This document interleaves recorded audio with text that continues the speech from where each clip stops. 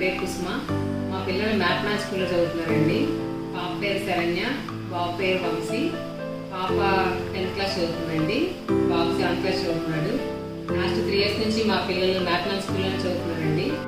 మా పాప school join అయిన 1 month లోనే సార్ చెప్పారు పాప బాగా చదువుతుందండి, పాప ఏ స్కూల్లో చదివినా సరే పాప బాగానే చదువుతుందని చెప్పారు. కానీ బాబు మాత్రం కొంచెం డల్గా ఉన్నాడని చెప్పారండి. అయితే బాబుని అసలు చెప్పాల్సిన విషయం ఏంటంటే, బాబు ఫస్ట్ మంచి స్కూల్లో జాయిన్ చేశామండి. కానీ ఆ స్కూల్లో బాబు LKG నుంచి 3rd class వరకు చదివాడు. కానీ ఒక సెంటెన్స్ కూడా చదవటం రాలేదు.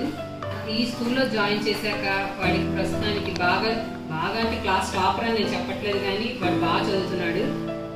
నా సపోర్ట్ లేకుండా వాడు బాగా చదువుతున్నాడు. ఇదివరకు అయితే నేను వాడి దగ్గర కూర్చోబెట్టి బాగా బట్టి చదివించేదాన్ని. కానీ ఇప్పుడు వాడు నా సపోర్ట్ అనేది లేకుండా భయంతో వాడంతా వాడే చదవటం నేర్చుకున్నాడండి.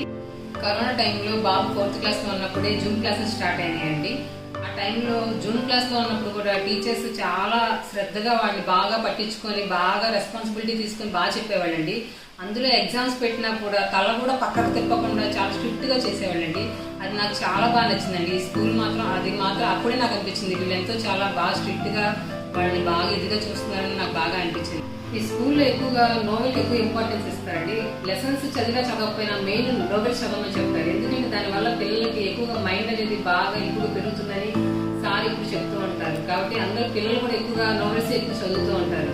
దీనివల్ల సార్ ఎంకరేజ్ చేయడానికి పిల్లలకి ఎక్కువ ప్రైజ్ ఇస్తూ ఉంటారు. దానివల్ల చదవని పిల్లలకు కూడా అది చాలా ఎంకరేజ్మెంట్గా ఉంది, వాళ్ళు బాగా నోవెల్ చదువుతూ ఉంటారు.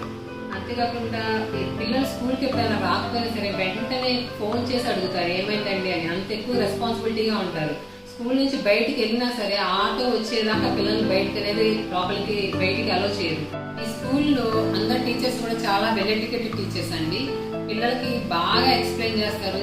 ముఖ్యంగా ఎవరైతే చదవని పిల్లలు ఉంటారో వాళ్ళు మాత్రం బాగా కేర్ తీసుకొని పర్టికులర్గా వాళ్ళ పక్కన కూర్చోబెట్టి మరీ చదివిస్తారండి. అంతేకాదు వాళ్ళకి ట్యూషన్ కూడా ఉంటుంది. ఈవినింగ్ 6:30 దాకా ఉంటుంది. ట్యూషన్లోనే మొత్తం చదివించడం అయితే ఆల్మోస్ట్ అయిపోతుందండి. రైటింగ్ వర్క్స్ మాత్రం ఇంటి దగ్గరే చేస్తారు. ఒక 2 hours మాత్రం రైటింగ్ వర్క్స్ ఉంటాయి, ఇంట్లో అది కంప్లీట్ అయిపోతుంది. ఈ స్కూల్లో అందరి పిల్లలకి ఒకేసారి మ్యాథ్స్ చెప్పడం అనేది జరగదు.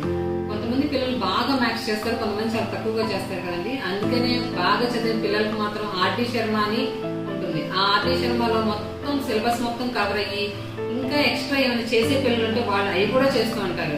అలా తక్కువగా చేసే పిల్లల్ని వదిలేరు. వాళ్ళని కూడా వాళ్ళ పూర్తిగా ఎక్సర్సైజ్ కంప్లీట్ చేసేదాకా వాళ్ళ నిదానం వాళ్ళ పక్కన కూర్చోబెట్టుకొని ఎవ్రీ వీక్ వాళ్ళకి ఎగ్జామ్ రాపిస్తూ ఉంటారు. వాళ్ళు నిదానంగా కవర్ అవుతూ ఉంటారు. కాబట్టి ముందుగా బాగా చదివే పిల్లలకి కొంచెం తొందరగా చెప్తారు, కొంచెం తక్కువగా చదివే పిల్లల్ని కొంచెం ఎక్కువ కేర్ తీసుకొని నిదానంగా వాళ్ళకి మ్యాథ్స్ చెప్పడం జరుగుతుంది. హై స్కూల్లో చదివే పిల్లల్ని ఎంతో శ్రద్ధగా పట్టించుకోవడం జరుగుతుంది. అలాంటి ఇప్పుడు కొత్తగా AI ఆశ్రమం అని హాస్టల్ ప్రవేశపెడుతున్నారు. దీనిలో పిల్లల్ని ఎంతో అభివృద్ధి చేస్తారని మేము ఎంతో ఆశిస్తున్నాం. అందుకే ఈ స్కూల్లో చదవటం మా అదృష్టం, మా పిల్లల అదృష్టంగా భావిస్తున్నాం. Thank you.